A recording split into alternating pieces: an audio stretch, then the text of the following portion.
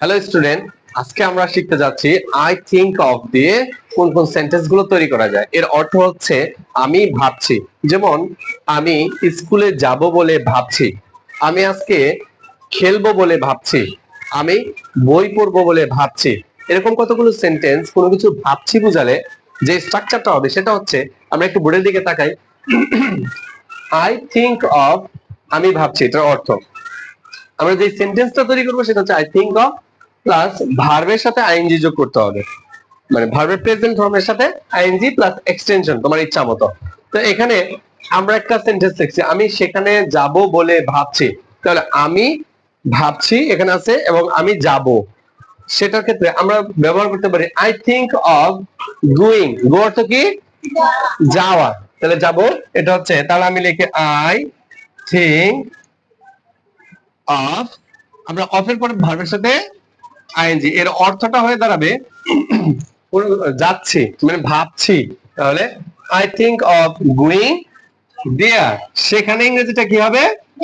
দেয়ার। তাহলে আমি সেখানে যাব বলে ভাবছি, I think of going there. Okay, next একটা সেন্টেন্স আছে এখানে দেখি, আমি মুভি দেখবো বলে ভাবছি।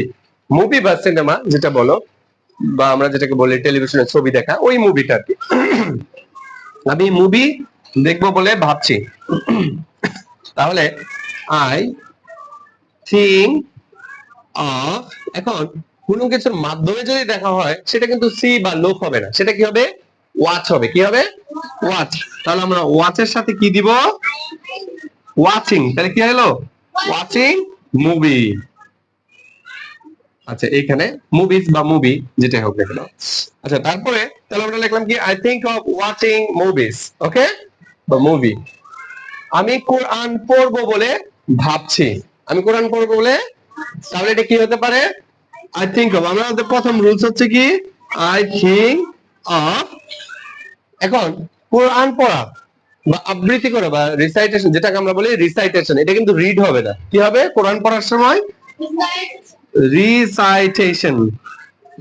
আর এখানে আমাদের কি হবে? রিসাইটিং। কি হবে? Reciting. I think of reciting holy Quran. কি লিখবো?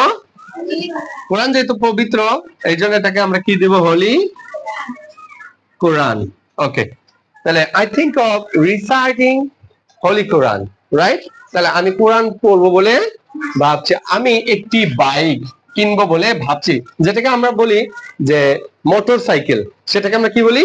বাইক। আচ্ছা, তাহলে আমি একটি বাইক কিনবো বলে ভাবছি, এটা কি হতে পারে? I think of buying a bike. তাহলে আই থিংক অফ বাইং, তাহলে BI ING, buying a bike, BIKE। ওকে, এই বাইক, বাইক অর্থ মোটরসাইকেল বা bike. I think of buying a bike. Okay, clear? বুঝতে পারছো?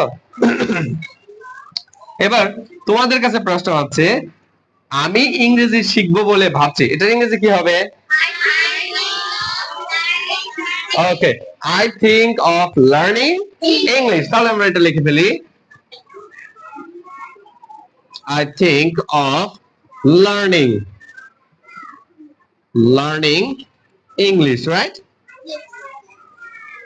ওকে, ধন্যবাদ। আমরা যে স্ট্রাকচারটি দিয়ে ভাবছি কথা, এই ধরনের সেন্টেন্স লিখি, এইগুলো এখন তোমরা একাধিক প্র্যাকটিস করো, তোমাদের মনে যা চায় তা দিয়ে 5টা করে বাক্য তৈরি করবা। ক্লিয়ার? এবং প্রিয় ভিউয়ার্সরা যারা আপনারা দেখছেন, তারাও এই স্ট্রাকচারটা ব্যবহার করে আরো কিছু সেন্টেন্স লিখে আমাদের ইনবক্সে কমেন্ট করুন। ধন্যবাদ সবাইকে। আসসালামু আলাইকুম।